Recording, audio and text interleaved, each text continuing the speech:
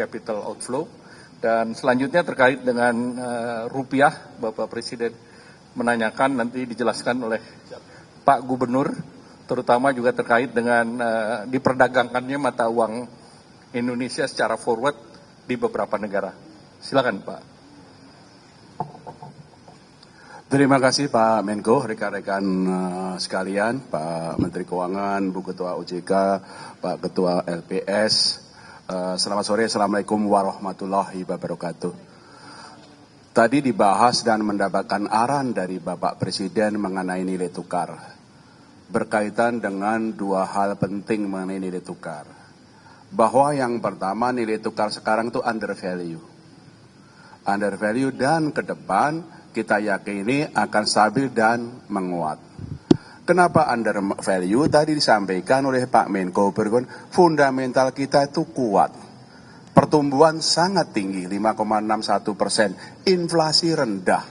Kredit juga tumbuh tinggi, cadangan devisa juga kuat. Nah, ini adalah fundamental yang menunjukkan mestinya rupiah itu akan stabil dan cenderung menguat. Nah, kenapa dalam jangka pendek ini ada tekanan-tekanan nilai tukar? Sebabnya ada dua, yaitu ada faktor global dan kemudian pada faktor-faktor musiman. Faktor globalnya apa? Yang menyebabkan tekanan nilai tukar dalam jangka pendek ini adalah satu, harga minyak yang tinggi. Dua, suku bunga Amerika yang juga meningkat tinggi.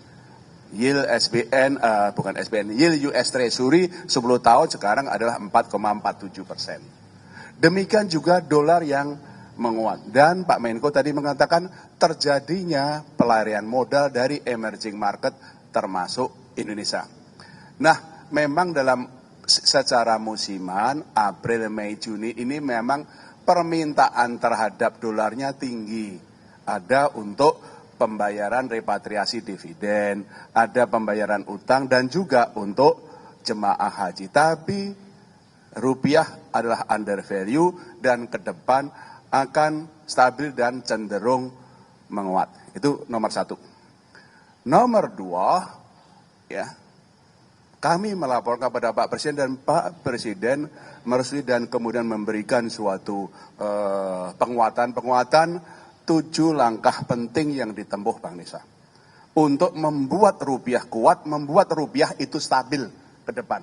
7 langkah pentingnya yang tadi kami laporkan apa? 1, kami akan terus melakukan intervensi secara tunai dan domestic non-delivery di dalam negeri dan juga non-delivery forward NDF di pasar luar negeri, di Hong Kong, di Singapura, di London, di New York. Kami terus akan melakukan intervensi untuk menstabilkan rupiah baik di dalam negeri maupun dari luar negeri.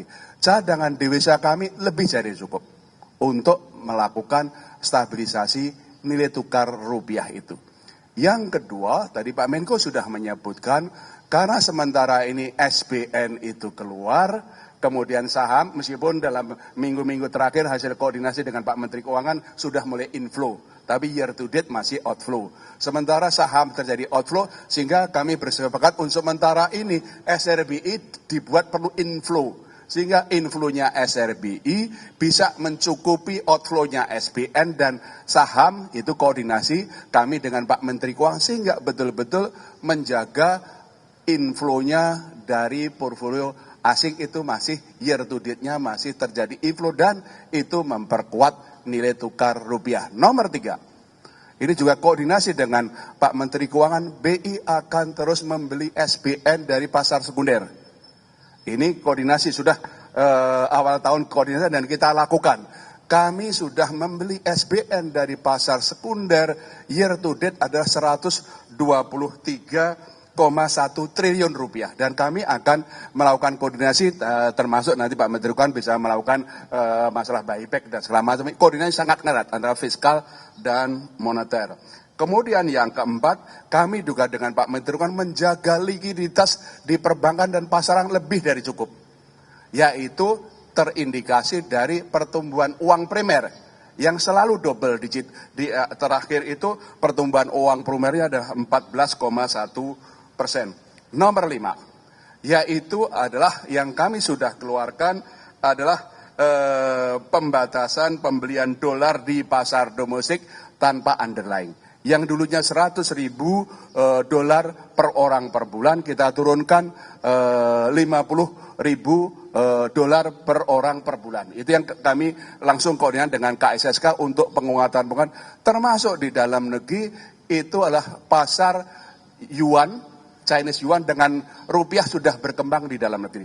Karena lokal currency kita dengan Cina sama yuan, Cina sama rupiah itu sangat tinggi dan sekarang sudah mulai terbentuk pasar domestik yuan sama rupiah termasuk ini local currency sehingga itu mengurangi atau melakukan diversifikasi dari dolar sehingga itu bisa memperkuat. Nomor 6 adalah penguatan untuk pasar intervensi kami di offshore non-delivery forward. Supaya kita lebih mampu mengendalikan perkembangan nilai tukar di offshore, di luar negeri. Selain intervensi yang terus kami lakukan, kami juga membolehkan bank-bank domestik untuk ikut jualan offshore NDF di luar negeri. Sehingga pasokannya lebih banyak, sehingga itu akan memperkuat stabilisasi dari nilai tukar rupiah. Nomor berapa? 6 ya.